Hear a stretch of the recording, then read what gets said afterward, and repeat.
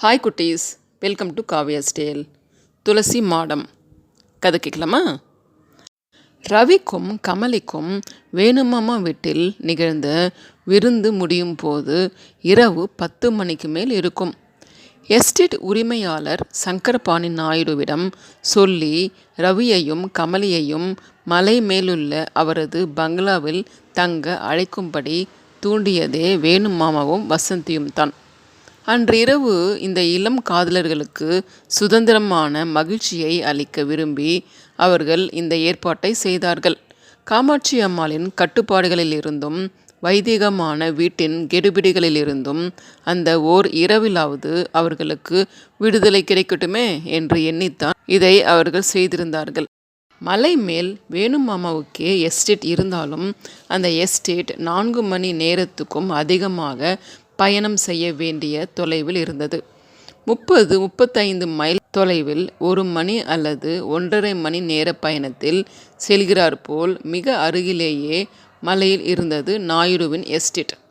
அதையும் தவிர நாயுடுவின் எஸ்டேட்டுக்கு நடுவில் இருந்த பங்களாவும் விருந்தினர் விடுதியும் சகல வசதிகளும் உள்ளவையாகவும் பெரியதாகவும் இருந்தன. காரணம், நாயுடு எஸ்டேட்டுக்குள்ளேயே குடும்பத்தோடு வசித்து வந்தார். கீழே கிராமத்தில் வசித்து வந்த காரணத்தால் வேணுமாமா தமது எஸ்டேட்டில் போகிற போது வருகிற போது தங்கிக்கொள்ள ஒரு சிறிய விருந்தினர் விடுதி மட்டுமே கட்டியிருந்தார். அதனால்தான் நாயுடுவின் எஸ்டேட் பங்களாவுக்கு கமலியையும் ரவியும் மற்றவர்களும் அன்றிரவு தங்க சென்றிருந்தார்கள். ஒரு காரில் நாயுடு, வேணுமாமா, வசந்தி ஆகியோரும், மற்றொரு காரில் ரவி, கமலி ஆகியோருமாக அவர்கள் சங்கரமங்கலத்திலிருந்து புறப்பட்டிருந்தார்கள். காருக்குள் வீசிய குளிர்ந்த காற்றில் கமலி சிறிது தொலைவு செல்வதற்குள்ளேயே கண்ணயர்ந்து விட்டாள். பகலில் நன்றாக தூங்கியிருந்ததால் ரவிக்குத்தான் உறக்கம் வரவில்லை. தன் மேலே சாய்ந்தபடி உறங்கிக் கொண்டிருந்த கமலியின் மேனி நறுமணங்கள் அவன் உள்ளத்தை கிளர்ச்சி கொள்ள செய்திருந்தன. குடை மல்லிகை பூவின் வாசனைக்கும் இளம் பெண்ணின் கூந்தலில் அதை நுகர்வதற்கும் ஏதோ ஒரு கவித்துவம் நிறைந்த இனிய சம்பந்தம் இருக்க வேண்டும் என்று தோன்றியது. சில பூக்களின் வாசனைகள் என்பவை எழுதப்படாத கவிதைகளாய் இருந்தன. வாசனைகளுக்கும் ஞாபகங்களுக்கும் மிக நுண்ணிய நெருக்கமான தொடர்பு உண்டு போல் தோன்றியது. இப்போது இந்த பூக்களின் நறுமணம் ரவியை மிக பல ஆண்டுகள் பின்னுக்கு கொண்டு சென்று நினைக்க செய்தது. சங்கரமங்கலத்தின் அதிகாலை மெல்லிருளில் இந்த பூக்கள் இதழ் விரிந்து மனம் பரப்பும் வீட்டு தோட்டத்தில் கிணற்றடியில் போய் குளிர்ந்த தண்ணீரில் பல் துலக்கி முகம் கழுவிக்கொண்டு திண்ணைக்கு வந்து தந்தைக்கு எதிரே அமர்ந்து வாய்மொழியாக பாடம் கேட்டு மனனம் செய்த பிள்ளை பருவம் நினைவுக்கு வந்தது. அதிகாலை 3:30 மணியிலிருந்து 5 மணி வரை இப்படி தந்தையிடம் வாய்மொழியாக பாடம் கேட்டு கேட்டு மனனம் செய்த படிப்பு அவனுடையது. விடிந்ததும் மற்ற பிள்ளைகளோடு பள்ளி சென்று முறையான ஆங்கில படிப்பும் தொடர்ந்து நடக்கும். அந்நாளில் கிராமத்துக்கு மின்சாரம் வரவில்லை. அந்த வைகறை இருளில் அகல் விளக்கை ஏற்றுவதற்காகவும் நேரத்தை கூட அவனை வீணாக்க விடமாட்டார் தந்தை. இருளில் அமர்ந்திருந்து கணீரென்று குரலில் அவர் சொல்லி அவன் திரும்பி சொல்லி கற்ற கல்வி அது. நினைவு வந்தால் கூடவே காலை குளிரையும் கிணற்றடியையும் குடை மல்லிகை பூ வாசனையையும் நினைவு கூறுவது அவனுக்கு ஒரு பழக்கமாக ஆகிவிட்டது. அவர் சொல்லி அவன் திரும்பி சொல்வது ஒரு கணம் தடைப்பட்டாலும் தந்தை அவன் தூங்கிவிட்டானோ என்று காதை பிரித்து திருகுவார். அந்த இரு குரல்களும் அக்ரகாரத்து திண்ணையில் ஒலிக்கத் தொடங்கிய பின்பே சங்கரமங்கலத்தில் பொழுது புலரும். நிகண்டு சப்தம் எல்லாம் முடிந்த பின் ரகுவம்சம் முதல் காவியங்களெல்லாம் இப்படியே தொடர்ந்து கற்ற நாட்கள் ஒவ்வொன்றாக நினைவுக்கு வந்தன. பணிந்து அடங்கி பயந்து கற்று வளர்ந்த சங்கரமங்கலத்து பிள்ளை பருவம், ஓரளவு விடுபட்ட கல்லூரி பருவம், முழு சுதந்திரமும் உல்லாசமும் நிறைந்த கட்டுப்பாடில்லாத பாரிஸ் நகர வாழ்வு, கமலியின் காதல் எல்லாமே மிக விரைவாக நிகழ்ந்து நிலைத்து விட்டவை போல் இப்போது மலைச்சாலையில் வேகமாக பயணம் செய்யும் இந்த முன்னிரவில் அவன் மனதில் தோன்றின. மலைமேல் ஏறும் போதும் சீறி பொங்கி எழுந்து வரும் கடலலைகள் எதிர்கொள்ளும் போதும் எவ்வளவு வயதாக இருந்தாலும் மனிதன் சிறு குழந்தையாகி விடுவதை ரவி உணர்ந்திருக்கிறான். இந்த 2 இடங்களிலும் திடீரென்று மனிதனுக்கு வயது குறைந்து விடுகிறது. மூப்பு விலகி ஓடிவிடுகிறது. தளர்ச்சி, தயக்கம் எல்லாம் பறந்து போய் உடனே உற்சாகம் வந்துவிடுகிறது. மலையாய் இருந்தாலும், உயர பறக்கும் விமானமாய் இருந்தாலும், மேலே ஏறும் மாடிப்படியாயிருந்தாலும், மேலே ஏறி செல்கிறோம் என்ற உணர்வே ஓர் உற்சாகம்தான். கார் தரை மட்டத்திலிருந்து சில 1000 அடி உயரம் வந்ததும் காற்று காதை அடைத்தது. குளிர் அதிகமாகவே கார் கண்ணாடிகளை உயர்த்தி விட்டான் ரவி. கமலி இவன் மேல் துவலும் ஓர் மெல்லிய இதமான பூமாலையைப் போல் சாய்ந்து தூங்கிக் கொண்டிருந்தாள். நிர்தாட்சண்யமான கண்டிப்புடன் தந்தை எழுப்பிவிடவே எழுந்திருந்து அந்த அதிகாலைக்கே உரிய சுகமான தூக்கத்தின் கிரகத்தோடு நடந்து போய் பூக்களின் மதுரமான வாசனை நிறைந்த தோட்ட கிணற்றடியில் சில்லென்று பச்சை தண்ணீரின் குளிர்ச்சியில் தள்ளாடும் தூக்கத்தை கரைத்துவிட்டு தந்தைக்கு முன் பாடம் கேட்க அமர்ந்த வேளைகளில் இந்த அந்நிய நாடு உத்தியோகம், இப்படி ஓர் அழகிய காதல், எதையுமே அன்று அவன் கனவு கூட கண்டதில்லை. ஆனால் நடந்தவை எல்லாம் உண்மை என்பதற்கு அடையாளம் போல் கமலி அவன் தோளில் சாய்ந்தபடி தூங்கிக் கொண்டிருந்தாள். வாசனைகளின் உருவமாய் உறங்கும் இனிமையின் நிசப்த சங்கீதமாய் நிகழ்ந்தவற்றின் நிலையான சாட்சியாய் இதமான தன்மையும் வெப்பமும் இணைந்த அந்த நளினம் அவன் தோளில் கொடியாய் படர்ந்திருந்தது. இரவு நேரமாக இருந்ததாலும் மலைச்சாலையில் நிறைய ஹேர்பின் வளைவுகள் இருந்ததாலும் 11:30 மணிக்குத்தான் அவர்கள் மலை மேல் எஸ்டேட் பங்களாவை அடைய முடிந்தது. தரைமட்டத்திலிருந்து உயரம் அதிகமாய் இருந்ததால் எஸ்டேட் பகுதியில் குளிர் மிகுதியாய் இருந்தது. வேணு மாமாவும் வசந்தியும் நாயுடுவின் பங்களாவிலேயே தங்கி கொண்டார்கள். அந்த பங்களாவை விட இன்னும் சிறிது உயரமாக மேட்டுப்பாங்கான இடத்தில் தனியே ஒரு கெஸ்ட் ஹவுஸ் இருந்தது. அதன் உச்சி பகுதியில் போர்டிகோ வரை போவதற்கும் சுற்றி வளைத்து தார் ரோடு போடப்பட்டிருந்தது. ஏதோ தேன் நிலவுக்கு வந்தவர்களைப் போல் தனியே கொண்டு போய்விடுவது போல் கமலியையும் ரவியையும் அங்கே கொண்டு போய் விட்டார் நாயுடு. குளிருக்கு இதமாக படுக்கை அறையில் ஹீட்டர் இருந்தது. குளியலறை விளக்குகளுக்கான சுவிட்சுகள் இருக்குமிடம் எல்லாவற்றையும் நாயுடுவே ரவிக்கு அடையாளம் காண்பித்து விட்டு சென்றார். சிறிது நேரத்தில் ஃப்ளாஸ்கில் பாலும் தட்டு நிறைய பழங்களும் கொண்டு வந்து வைத்துவிட்டு போனான் ஒரு ஆள். கமலிக்கும் தூக்கம் வீழ்த்திருந்ததால் அவள் படுக்கையில் உட்கார்ந்திருந்தாள். ரவி அவள் அருகே வந்து அமர்ந்து கொண்டு மெல்ல அவளை கேட்டான். கமலி, மத்தியானம் நீ ரெஸ்ட் எடுக்கல போலிருக்கே, என்ன பண்ணின? எப்படி பொழுது போச்சு? மாடியிலேயும் உன்னை காணலையே. கீழே போய் அம்மா கிட்ட பேசிட்டு இருந்தியா? வசந்தியும் தானுமாக போய் காமாட்சி அம்மாளிடம் அம்மானையாட சொல்லி ரசித்ததையும் ரெக்கார்ட் செய்ததையும் ரவியிடம் விவரித்தாள் கமலி. அம்மா உன்கிட்ட எப்படி பழகினா? கோபம் இல்லாமல் சுமூகமாக இருந்தாளா? சுமூகமாய் இருந்ததாக சொல்ல முடியாது. அதே சமயத்தில் கோபமாக இருந்ததாகவும் சொல்கிறதுக்கில்லை. நீ கொஞ்சம் பொறுமையாய் இருந்து தான் அவள் மனசை ஜெயிக்கணும். என் அம்மாவின் வயசை ஒத்த தலைமுறையை சேர்ந்த இந்திய தாய்மார்களுக்கு நெஞ்செழுத்தம் அதிகம். சுலபத்தில் விட்டு கொடுக்க மாட்டார்கள். நம் உறவின் நெருக்கத்தை பற்றி சந்தேகமும் பயமும் இன்னும் உங்கள் அம்மாவுக்கு இருக்கும் என்று தோன்றுகிறது. நான் கையில்லாத ரவிக்கை அணிந்தது உங்கள் அம்மாவுக்கு பிடிக்கவில்லை என்று வசந்தி வந்து சொன்னாள். நான் உடனே கையுள்ள ரவிக்கையை மாற்றிக்கொண்டு தான் அம்மாவுக்கு முன்னால் போனேன். நீ எதை அணிந்து கொள்ளக்கூடாது, எதை அணிந்து கொள்ள வேண்டும் என்றெல்லாம் அம்மா கோபித்து கவலைப்படுகிறாள் என்பதே ஒரு நல்ல ஆரம்பம்தான் கமலி. ஒரு பெண் எப்படி உடுக்க வேண்டும், எங்கே நிற்க வேண்டும், எப்படி இருக்க வேண்டும் என்றெல்லாம் அந்த பெண்ணின் காதலனுடைய தாய் கவனிக்கவும் கண்காணிக்கவும் கவலைப்படவும் கோபித்து கொள்ளவும் ஆரம்பித்து விட்டாலே அவள் அந்த பெண்ணின் மாமியாராக தன்னை கருதி கொள்ள தொடங்கிவிட்டாள் என்று தான் அர்த்தம். இதை கேட்ட கமலி சிரித்தாள். ரவியும் அவளோடு சேர்ந்து வாய்விட்டு சிரித்து விட்டான். காமாட்சி அம்மாளின் இனிய குரல் பாடும் திறமை, அம்மானை ஆடும் அழகு எல்லாவற்றையும் வியந்து கூறிவிட்டு, உங்கள் நாட்டு பெண்கள் நுண்கலை களஞ்சியங்களாக இருக்கிறார்கள்.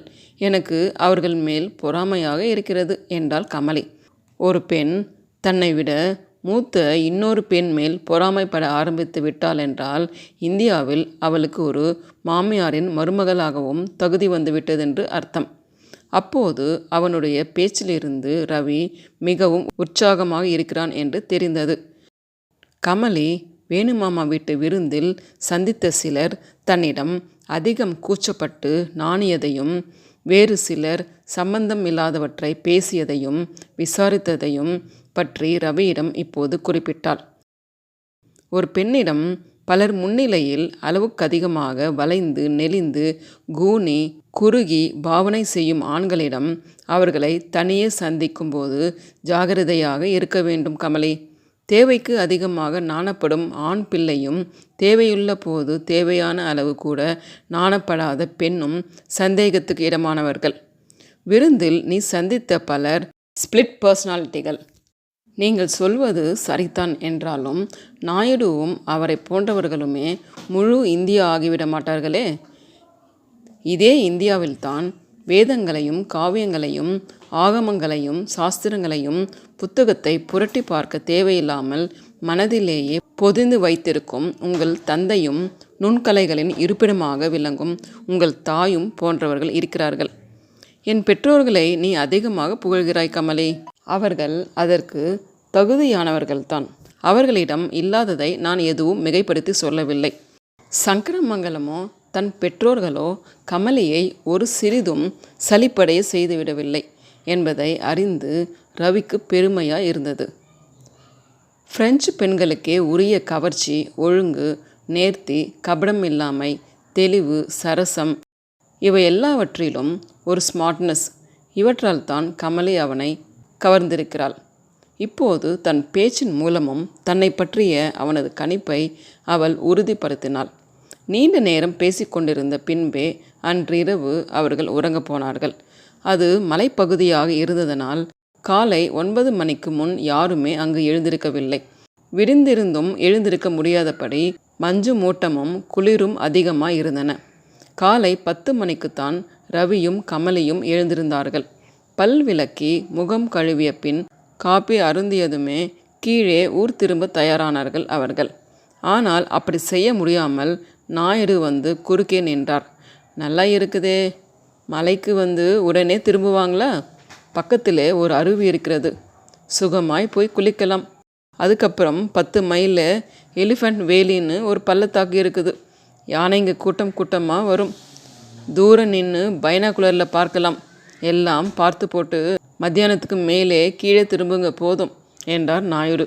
வேணுமாமாவும் வசந்தியும் கூட அப்படியே செய்யலாம் என்றார்கள். அருவி நீராடுவதில், ஏலக்காய், தேயிலை, காப்பி எஸ்டேட்டுகளை சுற்றி பார்ப்பதில், யானை கூட்டத்தை காண்பதில் கமலியும் அதிகம் ஆர்வம் காட்டுவதாக தெரிந்தது. மலையில் பகல் 11 மணிக்கு மேல்தான் வெயில் தெரிந்தது. வெயில் கொஞ்சம் உச்சிக்கு வந்து உரைக்கத் தொடங்கிய பின்பே அவர்கள் அருவியில் நீராடச் சென்றார்கள். அவர்கள் போகிற வழியில் ஜீப்பை நிறுத்தி ஏலக்காய், தேயிலை, காப்பி செடிகளை காண்பித்து கமலிக்கு எல்லா விவரமும் சொல்லி விளக்கினார் நாயுடு. அருவியில் பால் வெள்ளமாக தெளிந்த தண்ணீர் பெருக்கெடுத்து பாய்ந்து கொண்டிருந்தது. இவ்வளவு வேகமாக மேலிருந்து கொட்டும் நீரில் நின்று குளித்தால் தலை வலிக்காதா என்று வசந்தியிடம் கேட்டாள் கமலி. வலிக்காமல் இருப்பதற்காக தலையில் நிறைய தேங்காய் எண்ணெய் வைத்து கொள்ள வேண்டும் என்றாள் வசந்தி. நிறைய தேங்காய் எண்ணெயை வழிய விட்டு கொண்டு நின்று வசந்தியை பார்த்து, இந்த எண்ணெய் முழுவதும் எப்படி நீங்கும்? குளித்து விட்டு திரும்பும்போது முகத்திலெல்லாம் வழியாதா என்று சந்தேகப்பட்டு கேட்டாள் கமலி. கவலைப்படாதே, தலை ஷாம்பு போட்டு குளித்த மாதிரி ஆகிவிடும். வா சொல்கிறேன், நீயும் எண்ணெய் தேய்த்துக்கொள் என்று அவள் தலையில் எண்ணெய் வழிய விட்டாள் வசந்தி. கமலி அதை தடுக்கவில்லை. இந்த எண்ணெய் இல்லாமல் வெறும் உடம்போடு அருவி நீரில் போய் நின்னியோ, கழுத்தும் பிடரியும் காதுகளும் அந்த வேகத்திலே ரத்தம் கன்றி சிவந்து போயிடும் என்று எச்சரித்தாள் வசந்தி. முதலில் வேணுமாமா, ரவி, நாயுடு ஆகியோர் அருவி நீராடலை முடித்து கரையேறினார்கள். கமலியும் வசந்தியும் விளையாட்டு குழந்தைகள் போல் அருவி நீரை விட்டு வெளியேற மனமில்லாமல் நீரில் திளைத்து கொண்டிருந்தார்கள். நேரமாகவே ரவியும் வேணுமாமாவும் குரல் கொடுத்தார்கள். பின்பே அவர்கள் கரையேறினார்கள். வசந்தி சொன்னது போல் இப்போது எண்ணெய் முழுவதும் நீங்கி தன் தலைமயிர் பட்டு போல் மென்மையாகவும் பளபளப்பாகவும் ஆகியிருப்பதை கமலி தொட்டு பார்த்து உணர்ந்து வியந்தாள். குளித்து கரையேறிய நாயுடுவின் தலையில் எண்ணெய் உபயோகித்த மாதிரியே தெரியவில்லை. அவருடைய வழுக்கைத்தலை தேய்த்த செப்பு பாத்திரம் போல் பளபளவென்று மின்னிக்கொண்டிருந்தது. வேணுமாமா நாயுடுவை கேலி பண்ணினார். என்ன நாயுடுகாரு, தலையில் ஒன்றுமே இல்லையே, எல்லாம் சுத்தமாக போயிடுத்து போலிருக்கே. வாக்கியம் சரியா அமையலையே மாமா, வேற ஏதோ அர்த்தப்படுறாப்புல இருக்கே. கேட்கிற கேள்வியை எதுக்கும் தெளிவாக கேட்டுடுங்கோ என்றான் ரவி. மயிர் உதிர உதிர அத்தனையும் அனுபவ முதிர்ச்சியாக்கும். உங்களுக்கும் நடுவாக வழுக்கை விழத் தொடங்கிடுச்சு.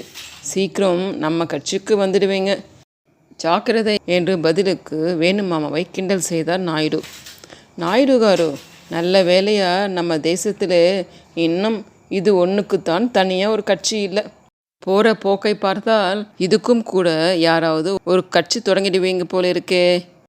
தொடங்கினா என்ன தப்பு? தப்பு ஒன்றும் இல்லை.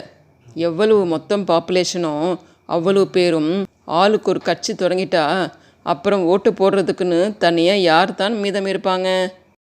ஒரு கட்சிக்கும் ஒரு ஓட்டுத்தான் விழும். எல்லோரும் இந்நாட்டு மன்னர்னு சொல்கிறாப்புல எல்லோரும் இந்நாட்டு தலைவர்னு ஆயிடும். மக்கள்னு தனியாக யாரும் மீதம் இருக்க மாட்டாங்க. அருவி நீரில் குளித்த குஷியில் வேணுமாமாவும் நாயுடுவும் வாலிபர்களாக இருந்தார்கள். அதனால் பெண்கள் உடைமாற்றி கொண்டு வரும் வரை நாயுடுவின் அரசியல் விமர்சனம் தொடர்ந்தது. பார்க்க போனால் நம்ம நாட்டு அரசியலும் பிளான்டேஷனும் ஒரே மாதிரி தான் இருக்குதுங்க. பயிரிடுறது, அறுவடை செய்கிறது, களை எடுக்கிறது எல்லாம் இரண்டுக்கும் பொதுவானதாக இருக்கும். பிளான்டேஷன் பாஷையில தான் அடிக்கடி அரசியலை பற்றியே பேசிக்கிறாங்க. யாராவது இளைஞர்கள் முன்னுக்கு வந்தால் முளைச்சி 3 அலை விடலை, தலைவன் ஆயிட்டான் என்கிறாங்க. எலெக்ஷனில் செலவழிச்சான், இப்போ அறுவடை பண்ணிட்டான்ங்கிறாங்க. புல்லுருவிகளை கட்சியிலிருந்து களை எடுத்துட்டோம்ங்கிறாங்க. ஏதேது இதை பற்றி ஒரு பெரிய தீசிஸே எழுதுகிறாலும் விஷயங்கள் சேகரித்து வச்சுருப்பீங்க போல இருக்கே என்று சொல்லி சிரித்தான் ரவி. அது மட்டும் இல்லைங்க, விவசாயத்தில் எப்படி நெல்லை போட்டால் மறுபடியும் நெல் முளைக்குதோ அது மாதிரி ஒரு குடும்பத்தில் ஒருத்தர் அரசியல்வாதியாக வந்து பதவியோட சுகம் கண்டுட்டா நம்ம தேசத்தில் அப்புறம் அந்த பரம்பரையில் யாரும் அரசியலையோ பதவிகளையோ விடுறதே இல்லைங்களே. எலிஃபண்ட் வேலிக்கு போகணும் நீங்களே, நேரமாகலையா நாயுடுகாரு? வேணுமாமா நாயுடுவின் கவனத்தை திசை திருப்பினார். கமலையும் வசந்தியும் உடைமாற்றி கொண்டு புறப்பட தயாராக வந்திருந்தார்கள். மறுபடி ஜீப்பில் புறப்பட்டார்கள் அவர்கள். நாயுடுகாரு, உங்கள் வீட்டிலிருந்து யாரையும் அருவியில் குளிக்க கூட்டிட்டு வரலையே என்று ஜீப்பில் போகும்போது நாயுடுவை கேட்டார் வேணுமாமா. யார் இருக்காங்க கூட்டியாரதுக்கு? குழந்தைகள் எல்லாம் ஸ்கூல் காலேஜ்னு படிச்சுக்கிட்டு இருக்காங்க. என் மனைவி சீக்காளி வெந்நீரில் தான் குளிக்கும். அருவி கிருவி எல்லாம் அதுக்கு ஒத்துக்கிடாது. 10-12 மைல் போனதும் ஒரு வளைவில் திரும்பி நின்றது ஜீப்பு. 100-150 கீழே பசும்புல் அடர்ந்த பெரிய பள்ளத்தாக்கும் நீர் நிறைந்த ஓர் ஏரியும் தெரிந்தன. ஏரிக்கரையில் புல்வெளியில் கருங்குன்றுகள் போல் உருவங்கள் அசைவது தெரிந்தது. அதோ பாருங்க, யானை கூட்டம் என்று பைனாகுலரை உரையிலிருந்து எடுத்து கமலையிடம் நீட்டினார் நாயுடு. ஓகே குட்டீஸ், இந்த கதை பிடிச்சிருக்குன்னு நினைக்கிறேன். பிடிச்சிருந்தா லைக் பண்ணுங்கள், ஷேர் பண்ணுங்கள், சப்ஸ்கிரைப் பண்ணுங்கள், கமெண்ட் பண்ணுங்கள்.